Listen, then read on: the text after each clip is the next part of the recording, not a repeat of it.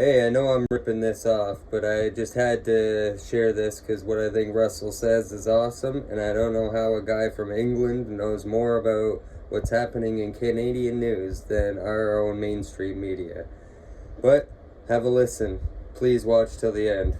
Thanks. In Canada, the truckers have been proven not to have been Nazis. I feel like I saw Justin Trudeau coming on my TV set saying, they're Nazis, they're awful, they're this, they're that. Don't you remember that? I feel like people had their bank accounts frozen. Oh, these truckers. Let's have a look at what's going on. Public Safety Canada officials admitted in internal updates that the Freedom Convoy protests were peaceful and that no violence was taking place, despite claims by the minister, Marco Mendicino. These are internal documents. These are not things that should be shared with the public, because otherwise the public go, hold on, you told us they were violent Nazis. Yeah, we had to tell you that at the time because it was irritating that they were doing that protest. We thought, what could we say that people don't like? Well, no one likes violent Nazis. Oh no, they were horrible, weren't they, the Nazis? Well, should we just say these lot are Nazis then? Well, are they Nazis? No, you're missing the point. Just say they're Nazis, but they're not Nazis. Listen, you can just say stuff and no one will ever check. They'll forget down the line. They'll forget that down the line loads of unvaccinated people lost their job. They'll forget down the line that a load of Canadian truckers were called Nazis because they'll have moved on to something else then. Like, I don't know, it'll be a war or something. So can we just say they're Nazis? Do you mean like those Nazis in Ukraine that we're funding in a war against Russia? No, those Nazis are the not Nazis. Those are good Nazis. Wait, is it like we've got to break Nazis down now into good Nazis and bad Nazis? Because I thought Nazi meant bad. Yeah, but the truckers are bad Nazis, truckers bad Nazis, Ukrainian Nazis that are part of the fighting forces that are opposing Russia, Russian tyranny, good Nazis. Whew, this is confusing. Yeah, just keep concentrating on consolidating centralised global power and you won't go far wrong. Thank you. According to Blacklock's reporter, daily reports describe the demonstrations as peaceful, undisruptive and stable. Almost no point having them. Oh, come on through. This is a quote. The Freedom Convoy so far has been peaceful and cooperative with police, an internal memo stated on January 27th. What more can you ask for? The protest that is stable, peaceful, undisruptive. Should these people be vilified? Should their bank accounts be frozen? Should they be maligned, maltreated? Up until February the 11th, officials monitoring the situation stated that there were no major incidents, that no violence took place, that disruption to government activities was minor, that there were minimal people on Parliament Hill, and that the situation remained stable and that planning was ongoing. Kumbaya, my lord, kumbaya, kumbaya, my lord. Nazis! How am I the Nazi? Am I a member of a Ukrainian fighting force? Could I get maybe some missiles from Raytheon or Lucky? Not that kind of Nazi, bad Nazi. Shut up, this is too confusing. Since most government employees are working remotely, the disruption to government activities is so far minor. In contrast, key Liberal cabinet members, including Mendicino and Prime Minister Justin Trudeau, sought to paint the protesters as violent. Justin Trudeau, you know he likes painting things. This is Trudeau. We cannot allow illegal and dangerous activities to continue. Kumbaya, my lord, kumbaya. Dangerous, illegal. Oh, where? Can we help? Oh, it's us again, isn't it? Occupying streets, harassing people, breaking the law. This is not a peaceful protest. Well, according to internal memos, it literally was a peaceful protest. There were other protests at that time, which actually, by the way, I would be largely supportive of also, but were not subject to this level of scrutiny and analysis. We have to find a way of supporting one another across a range of cultural issues, regardless of the demographic and cultural data. Otherwise, these centralised and centralising forces are going to destroy all of us. Even if you find yourself broadly agreeing with them at the moment, the day will come. Mark these words of mine, where you are the person at the end of the barrel. You are the person in the crosshairs. You suddenly find yourselves tagged with a Nazi label. Let me know in the chat if you agree. In a tweet, Trudeau condemned the anti-Semitism, Islamophobia, anti-black racism, homophobia and transphobia that we've seen on display in Ottawa. I mean, also, why would they be doing that? Why would you, if you're point of your protest is, listen, our ability to do the trucking and that is being badly impugned by these new laws around certain medications. Also, I've got some terrible views on the Jewish community, Muslims, people of colour in general. I also don't like gay people or trans people. Like, that doesn't even make sense as a protest anymore. How would you have time to focus on the key issue?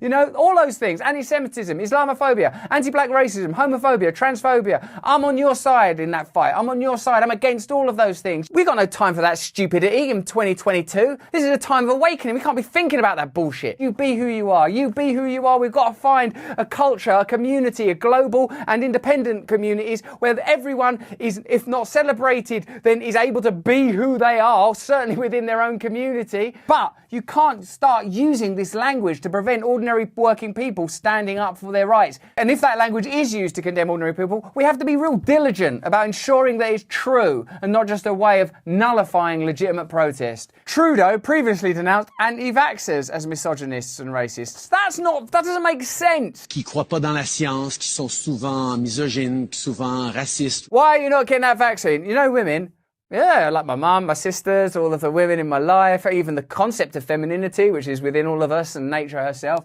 Yeah, I don't like them. And that's why I'm not getting a vaccine.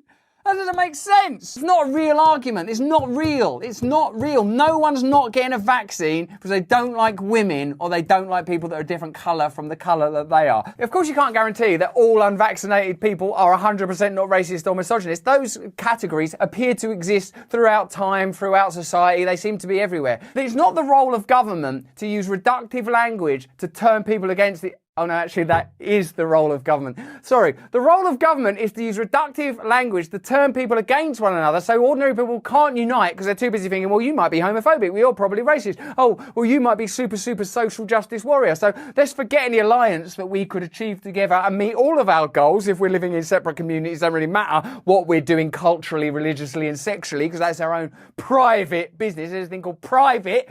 So let's all just unite. But no, if they continue to stoke through hate speech, they're the ones, ironically, using the hate speech to call someone a misogynist and a racist and then condemn a whole raft of people. That is hate speech, not just because it's hateful to those people, because it prevents love between us. In response to the protests, Mr. Trudeau invoked the Emergencies Act for the first time in Canadian history. Uh-oh, this is an emergency, what?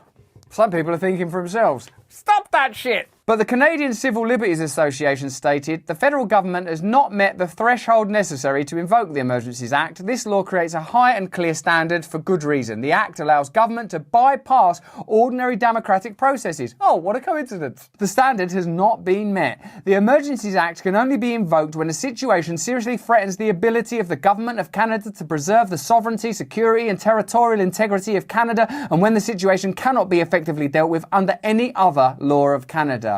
You can see that beneath the hair, beneath the rhetoric of love and inclusion, there is a desire to instate the kind of powers that bypass democracy. If for all of that inclusivity, conversation, democracy, conviviality, community, really what they want is, this is what we're doing, and we're doing it because we want to. In December 2020, Mr. Trudeau chided India for its police response to farmers' blockades of Delhi. Let me remind you, he said, Canada will always be there to defend the right of peaceful protest. Let me remind me that Canada will always be there. He needs to remind himself. Put down the face paint. Pick up the pen, write that on your own hand, protect democracy, protect the right, defend the people. Write that down. Good use of the face paint there. So, what are we being invited to do? Forget events of just a couple of years ago that appear to be creaking under the weight of their own duplicity and move forward with Biden's offer of $5 off your grocery bills that have been inflated for a number of reasons. For that, it could be effectively handled in so many other ways. I don't even want to get into the ways you could make the lives of ordinary people so much easier because I'll blow my mind. And for that, you're going to have to join me on Rumble where I can speak freely outside of the guidelines. Remember again, on Rumble, our free speech is about the freedom to express love, the freedom to bring together community, not the freedom to criticize and condemn people on the basis of individual identity, because this is a time where inclusivity and collaboration are more required than ever before. But that's just what I think. Let me know what you think in the comments. Let me know what you think in the chat. If you enjoyed this video, watch either of these. Sign up to my mailing list. But most importantly, join us over there. Every show we've made is on Rumble now. Freely available to you immediately. Stay free.